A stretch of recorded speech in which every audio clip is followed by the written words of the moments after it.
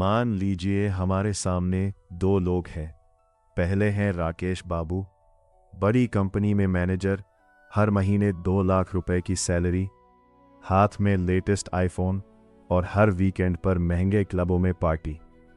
दूसरी तरफ है हमारे रमेश जी, एक साधारण सरकारी दफ्तर में छोटे क्लर्क, सैलरी सिर्फ 30,000 रुपये, साधारण सा घर और बेहद साधारण रहन सहन।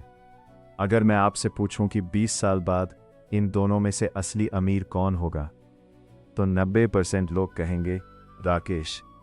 लेकिन असल जिंदगी में बाजी रमेश जी मार जाते हैं। राकेश कर्ज के दलदल में डूब जाता है और रमेश करोड़ों का मालिक बन जाता है। जानते हैं क्यों? क्योंकि पैसा कमाना इस बात पर निर्भर नहीं करता कि आप कितने पढ़े लिखे हैं, बल्कि इस बात पर निर्भर करता है कि आप पैसे के साथ बर्ताव कैसा करते हैं। और इसी को कहते हैं द साइकोलॉजी ऑफ मनी। आज हम सीखेंगे अमीर बनने के वो व्यावहारिक नियम जो आपको कोई स्कूल नहीं सिखाता। पहला नियम है, कोई भी मूर्ख नहीं है। हमारे घरों में अक्सर पैसे को लेकर बाप बेटे में बहस होती है। बेटा कहता है, पापा बैंक की एफडी में सिर्फ 6-7% रिटर्न मिलता है, इससे अच्छा पैसा म्यूचुअल फंड या शेयर मार्केट में लगाओ। इस पर पापा डांट कर कहते हैं, चुप कर, शेयर बाजार जुआ है, सारा पैसा डूब जाएगा, चुपचाप बैंक में रखो या सोना खरीदो। अब ध्यान से समझिए, यहाँ पापा गलत नहीं है। उन्होंने अपनी जवानी के दिनों में 1992 का हर्षद मेहता घोटाला देखा है।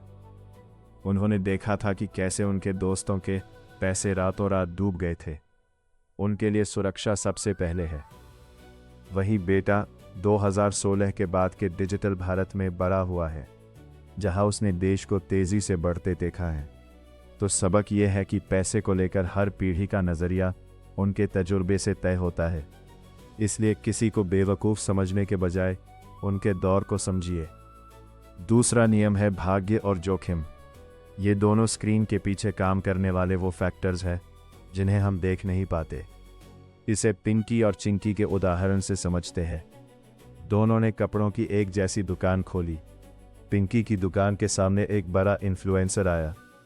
उसने एक रील बनाई और पिंकी की दुकान पर ग्राहकों की लंबी लाइन लग गई। पिंकी रातों रात कामयाब हो गई। ये था भाग्य। दूसरी तरफ चिंकी ने भी उतनी ही मेहनत की थी, लेकिन जिस दिन उसकी दुकान खुली, उसी हफ्ते सरकार ने उस सड़क पर फ्लाईओवर बनाने का काम शुरू कर दिया और दुकान के आगे खुदाई हो गई। रास्ता बंद होने से चिंकी की दुकान ठप हो गई। तो क्या चिंकी बेवकूफ़ थी? बिल्कुल नहीं। यह था जोखिम, जो उसके हाथ में नहीं था। सबक यह है कि जब आप सफल हो तो ज़मीन पर रहें, और जब असफल हो तो खुद को कोसना बंद करें। तीसरा नियम कहता है, कभी भी संतुष्ट ना होना। ये हमारे देश के मिडिल क्लास की सबसे बड़ी कहानी है। जब हरीश की नौकरी लगी तो वो एक नॉर्मल बाइक से खुश था। सैलरी बढ़ी तो उसने लोन पर एक छोटी कार ले ली। 2 साल बाद सैलरी और बढ़ी तो उसने दोस्तों को दिखाने के लिए 40 लाख की बड़ी एसयूवी भारी भरकम ईएमआई पर ले ली। नतीजा, सैलरी तो बढ़ी, लेकिन हरीश का बैंक बैलेंस आज भी शून्य है, क्योंकि उसकी इच्छाओं का गिलास कभी भरता ही नहीं।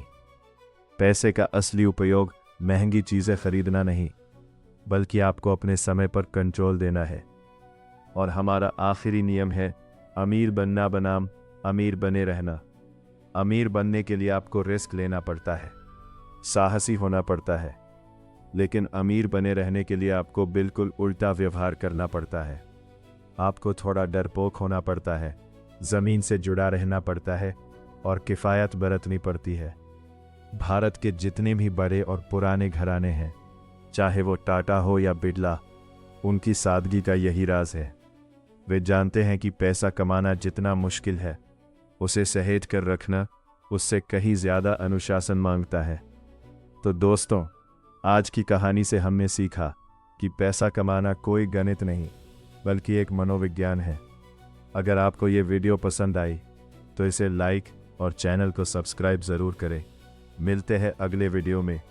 तब तक के लिए सीखते रहिए, समझदारी से कमाते रहिए।